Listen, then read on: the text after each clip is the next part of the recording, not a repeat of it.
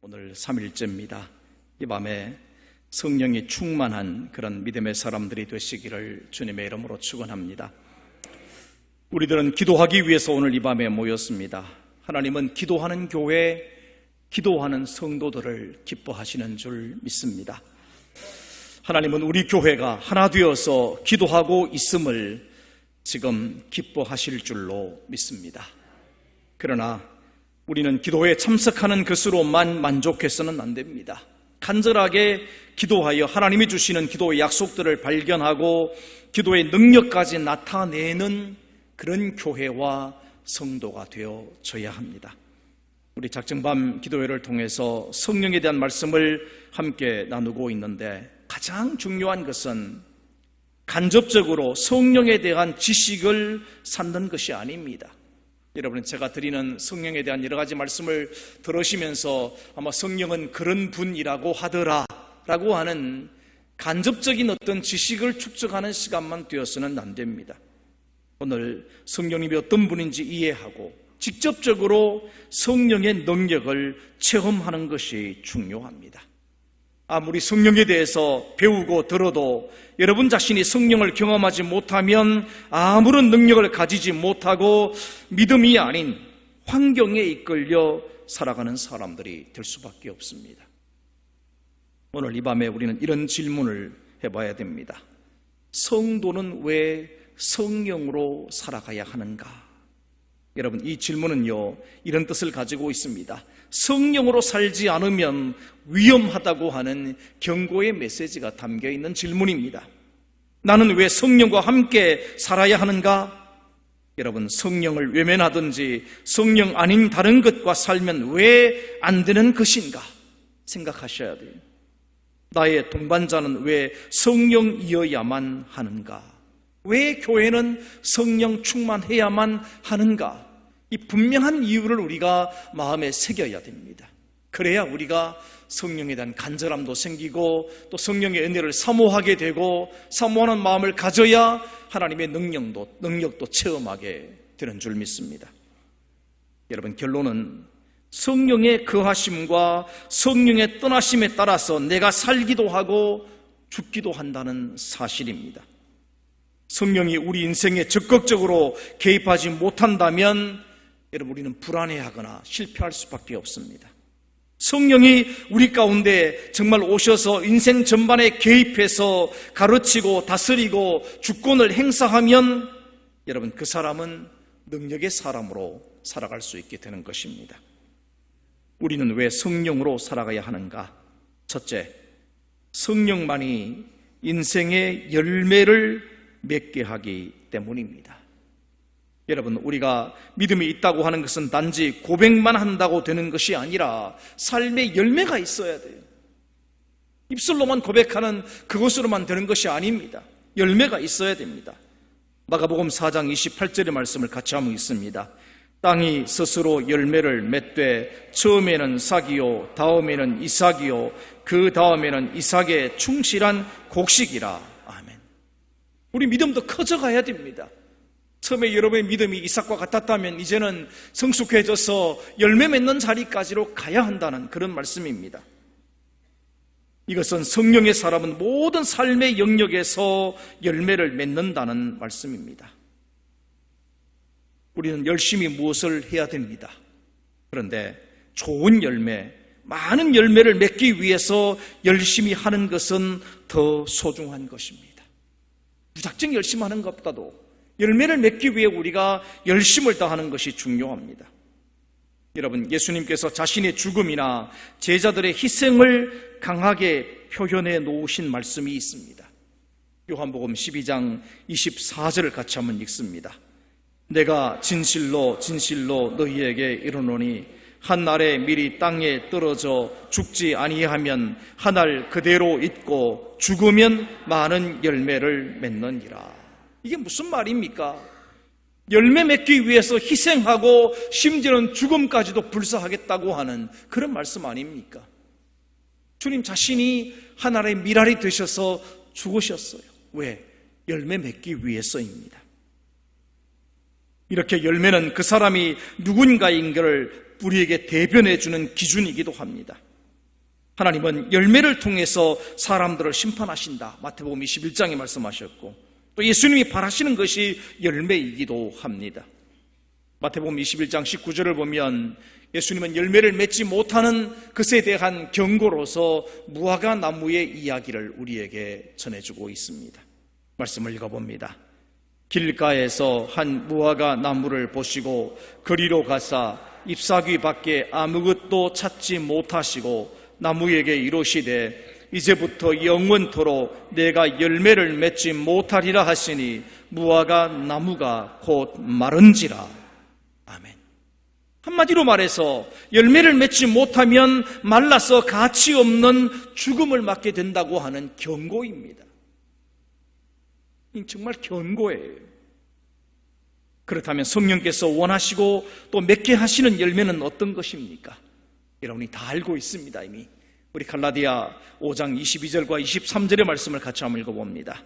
오직 성령의 열매는 사랑과 희락과 화평과 오래 참음과 자비와 양선과 충선과 온유와 절제니 이 같은 것을 금지할 법이 없느니라. 아멘. 모든 성도들에게 성령이 원하시는 열매는 성령의 열매입니다. 왜 이런 성령의 열매를 맺어야 됩니까? 우리가 성령의 열매를 맺어야 하는 이유는 예수님의 모습을 닮은 증거가 되고 주님의 일을 잘해서 칭찬을 받을 수 있는 근거가 되기 때문입니다. 여러분, 무엇으로 주님의 칭찬을 받겠습니까? 열매를 맺어야죠. 열매를 맺어야 됩니다. 성령의 열매가 주는 중심 메시지는 그리스도인의 성품입니다. 놀랍게도 이 성령의 열매를 맺고 나면 가장 먼저 여러분 이익을 보는 사람은 우리 자신입니다. 왜냐하면 성령의 열매를 맺고 나면 우리 자신의 인격이 여러분 아주 소중한 인격으로 바뀌게 되기 때문입니다. 우리 인생이 고귀하게 변하게 되기 때문입니다. 성령은 오셔서 어떻게 합니까? 예수 그리스도를 주라 시인하게 하시지요. 고린도서에 말씀을 냈습니다. 그 다음은 하나님의 일을 할 수 있는 선물인 은사 달란트를 주시고, 그 다음에는 우리의 성품을 변화시켜서 부르신 목적대로 열매를 맺게 하십니다. 이게 성령의 역사예요. 성령은 부르시고 능력을 주시고 그 다음에는 성품의 열매를 맺게 하시는 분이시다. 그런데 왜 성도들에게 중요한 것이 성품입니까? 사람의 성격은 누구나 좋은 면보다 나쁜 면을 훨씬 더 많이 가지고 있습니다. 이건 일반적인 사람들의 모습이에요. 사랑, 희락, 화평, 인내 이런 성품을 완벽하게 갖고 있는 사람은 찾기 어렵습니다. 그래서 성령이 필요한 것입니다. 성령이 오셔서 나의 잘못된 성품과 나약한 성품을 고쳐주시고, 고쳐서 안 되는 것이 있다면 바꾸어 주시는 것입니다. 오늘 하나님께서 여러분의 성품을 변화시켜 주시고 바꾸어 주시기를 주님의 이름으로 축원합니다. 하나님은 우리가 열매를 많이 맺을 때 영광을 받으신다 말씀하십니다. 요한복음 15장 8절 말씀에 너희가 열매를 많이 맺으면 내 아버지께서 영광을 받으실 것이요 라고 말씀하셨어요. 여러분, 성도의 구원도 중요하지만 구원받은 후에 어떻게 구원이 우리의 삶에 적용되고 결과로 나타나는가는 더욱 중요한 것입니다. 예수 믿는 것 중요한 일입니다. 근데 예수 믿는 그것 때문에 우리의 삶에 열매가 맺혀지는 것은 더욱 중요하다는 것입니다. 바울이 데살로니가 교회를 향해서 칭찬을 했습니다. 뭐라고 그랬습니까? 내가 너희들을 기억한다. 믿음의 역사를 기억하고 사랑의 수고를 기억하고 소망의 인내를 기억한다. 이렇게 말씀을 했습니다. 여러분, 우리 그러지 않습니까? 믿음, 소망, 사랑은 언제나 있을 것이다 그랬잖아요. 그죠? 우리 안에 있는 거예요. 우리 안에 있는 믿음이 밖으로 역사로 나타나야죠. 우리 안에 있는 사랑은 수고로 나타나야죠. 우리 안에 있는 소망이 인내함으로 나타나야 된다는 것입니다. 그래서 우리 안에 있는 믿음과 우리 밖에 살아가는 삶의 내용이 동일해져야, 그래야 하나님이 영광을 받으신다 말씀하고 있습니다. 바울은 에베소 교회 성도들에게 말하기를 너희는 열매 없는 어두움의 일에 참여하지 말고 도리어 책망하라 이렇게 말을 했어요. 어두움의 일에 참여하지 말고 도리어 책망하라. 무슨 말입니까? 내가 잘못된 성품이 있다면 자신을 책망해서 열매를 맺기 위해서 살아가라. 이렇게 말씀하고 있어요. 여러분, 그래서 오늘 우리에게 성령이 필요한 것입니다. 성령만이 인생의 열매를 맺게 하신다. 여러분 꼭 기억하십시오. 두 번째는 성령만이 영적 전쟁에서 승리하게 해주십니다. 성도가 성령으로 지혜롭게 살아가야 할 이유는 뭐냐면 여러분의 삶이 사실은 보이지 않는 영적 전쟁입니다. 이건 귀신론자들이 말하는 것처럼 그런 이야기가 아닙니다. 사실 우리가 살아가는 삶의 어떤 모습 자체가 보이지 않게 끊임없는 영적인 전쟁 속에 우리가 살고 있어요. 세상의 어둠의 세력과 파멸시키는 악의 세력과 대항해서 여러분 살아가는 거룩한 싸움을 여러분 사실 매일매일 하고 있습니다. 매 순간순간 하고 있어요. 내 마음속에 생겨나는 악한 생각들, 잘못된 생각들, 거짓된 생각들이 떠오를 때마다 우린 그것과 싸움을 벌여야 됩니다. 거룩한 싸움을 해야 돼요. 그래야 우리가 그것을 이겨낼 수 있습니다. 오늘 너무나 많은 사람들이 스스로 목숨을 끊어버리고 육체에 끌리고 정욕에 사로잡히고 범죄와 부패의 종이 되고 여러 가지 원수 맺는 관계로 살아가는 이 모든 것은 결국 그 배후에는 악의 세력이 있습니다. 여러분도 지금 이 영적 전쟁 중에 있어요. 이 영적 전쟁은 언제 끝납니까? 주님이 다시 오셔야 끝나는 전쟁입니다. 주님이 다시 오셔야 돼요. 예수님은 요한복음 8장 44절에서 이렇게 말씀을 하셨습니다. 같이 한번 읽어봅니다. 너희는 너희 아비 났으니 너희 아비의 욕심을 너희도 행하고자 하느니라. 저는 처음부터 살인한 자요 진리가 그 속에 없으므로 진리에 서지 못하고 거짓을 말할 때마다 제 것으로 말하라니 이는 저가 거짓말쟁이요 거짓의 아비가 되었음이니라. 아멘. 여러분, 마귀가 뭡니까? 많은 분들이 묻습니다. 목사님, 마귀가 뭡니까? 근데 성경대로 말하면 성령은 타락한 천사다 이렇게 말합니다. 하나님을 반역하고 대적하며 믿는 사람들을 파멸시키는 역할을 하는 존재이지요. 실제로 마귀는 하나님의 심판을 받고 내어 쫓길 때 모든 것을 잃어버렸습니다. 여러분, 마귀는 능력이 없어요. 예수님이 귀신을 쫓아내시는 장면들을 자세히 여러분 한번 보십시오. 귀신들이 예수님을 향해서 대적하거나 대항하거나 무슨 능력을 나타낸 이야기는 하나도 없습니다.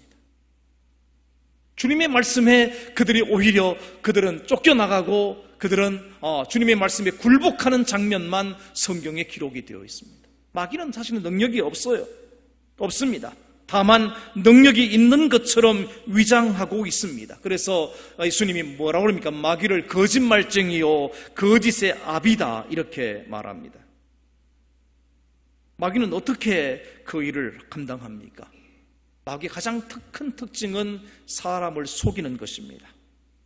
불행하게도 수많은 사람들은 마귀의 거짓에 속아서 죄의 길과 타락의 길과 멸망의 길로 가고 있습니다. 주님은 이런 마귀와의 싸움을 선포하신 분이 예수님이십니다. 사람을 속여 죽음으로 끌고 가는 마귀에게서 사람들을 구원하여 하나님의 자녀로 회복시켜 주시고 멸망이 아닌 영원한 생명을 가지고 살아가도록 이끄시는 분이 주님이십니다. 그러나 여러분 꼭 기억할 것이 있습니다. 내가 예수를 믿고 하나님의 자녀가 되었다고 마귀가 완전히 떠나가는 것이 아니라는 사실입니다. 마귀는 더욱 끈질기게 찾아와서 우리를 유혹하고 괴롭히고 타락하도록 거짓의 영으로 우리에게 다가옵니다. 마귀는 우리의 영혼을 도둑질합니다. 분열을 조장합니다. 은혜 받는 것을 방해하고 최후에 승리하여 예수님을 기다리지 못하도록 온갖 시비를 다 겁니다. 마르틴 루터는 종교교육을 하는 가운데 이런 시험을 참 많이 받았습니다. 하루는 그의 마음속에 마귀가 와서 이렇게 유혹을 냈습니다. 루터, 너는 죄인이 아니냐? 근데 나는 죄인이다. 근데 죄인인 너가 무슨 종교교육을 한다고 이 난리를 피우고 이렇게 하느냐? 계속해서 그의 마음을 괴롭혀 왔어요. 루트는 자기 속에 있는 이 괴로움 때문에 밤을 새우며 하나님께 기도를 했습니다. 그러다가 마지막에 이 고백을 합니다.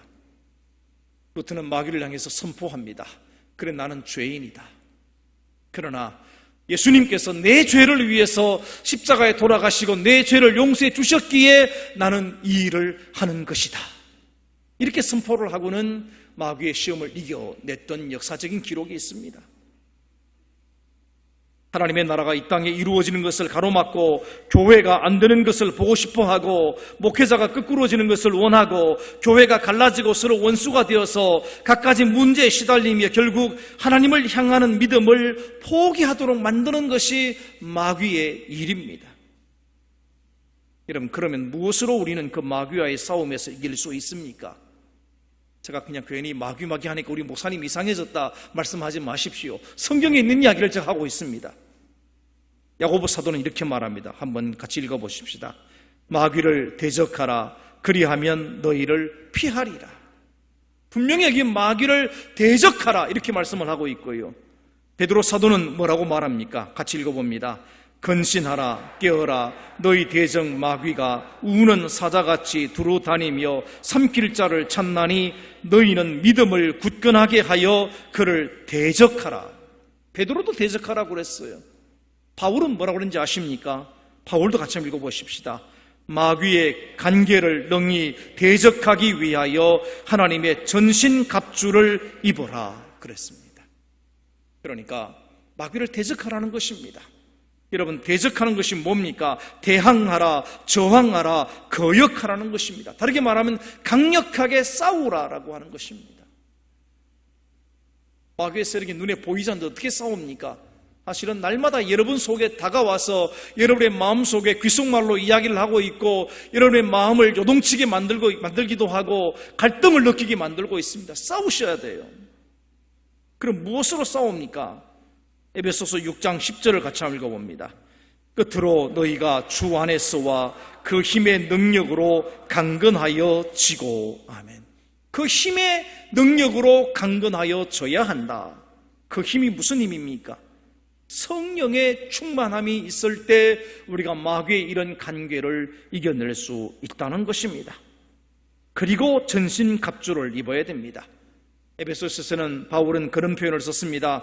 허리띠와 흉배와 신발과 방패와 투구와 금이라고 하는 이런 그 군인들이 무장하는 이야기를 하면서 우리 믿음과 우리의 소망과 말씀과 성령의 능력으로 우리를 무장하고 악한 마귀와 대적해야 한다. 이렇게 말씀하고 있어요. 그런데 가장 중요한 것은 성령의 기름 부음입니다. 여러분, 성령의 기름 부음을 받아야 이 모든 것을 이겨낼 수 있습니다.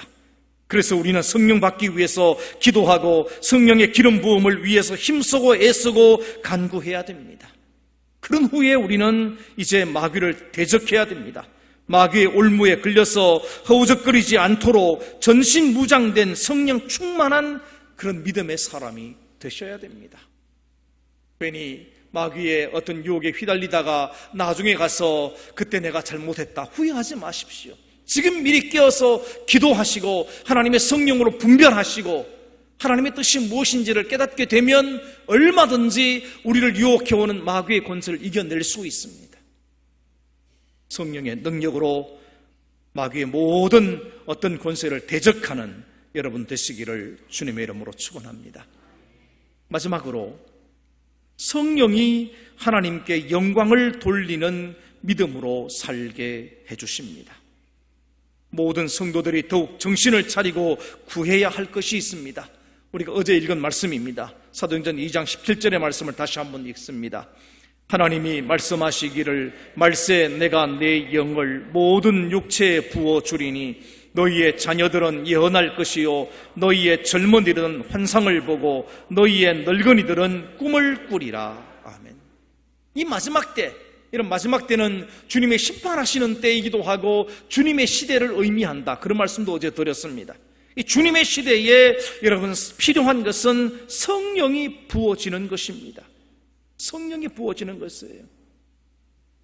하나님의 심판의 때, 주님의 때에 아버지 징조가 무엇입니까?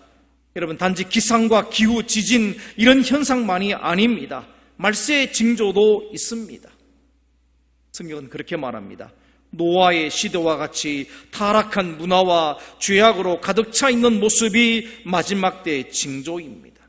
창세기 6장 5절에서 7절의 말씀을 같이 한번 읽어봅니다. 여호와께서 사람의 죄악이 세상에 가득함과 그의 마음으로 생각하는 모든 계획이 항상 악할 뿐임을 보시고 땅 위에 사람 지으셨음을 한탄하사 마음에 근심하시고 이르시되 내가 창조한 사람을 내가 지면에서 쓸어버리되 사람으로부터 가축과 기른 것과 공중의 새까지 그리하리니 이는 내가 그것들을 지었음을 한탄함이니라 하시니라. 아멘. 여러분, 죄악 속에 빠져 있으면 하나님도 그것을 보시고 한탄하신다라고 하는 것입니다. 그렇기 때문에 그리스도인은 성령의 기름 부음을 받고 성령의 능력으로 죄를 이기고 주님의 마지막 오실 날까지 승리하며 살아가야 합니다.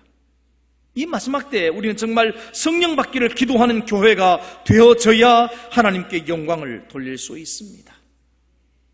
우리가 성령 받아야 할 중요한 목적이 바로 이것입니다.